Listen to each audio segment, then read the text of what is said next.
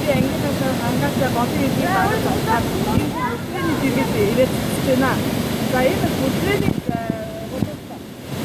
бас хүний ерөөдөө бас чухал асуудалтай. Орчин үед технологийн дэвшилтэй үед олон зэрэгтэй яоны явцанд ажиллаж амьдарч байгаа учраас бидний бие өвдөх магадлал байдаг. Энэ нэгдсэн яон хүний ерөөдөө нөлөө нөлөөдөг. Энэ сөрөг нөлөө үзүүлээд байгаа нэгдсэн яоныг энэ бүхнээ буюу энэ голыг унж байгаа ус голын ирэг дагаад авчихад бол сааруулжуулаад зэрэгтэй яон болох өөрөөр энэ бол манай монголчуудын хийж болох хамгийн хялбархан аргаар шийдэж олсныг эрүүл мэндийг ач тустай байхаар одоо энэ технологийн шийдлийг харагдаж байна. За баярлалаа.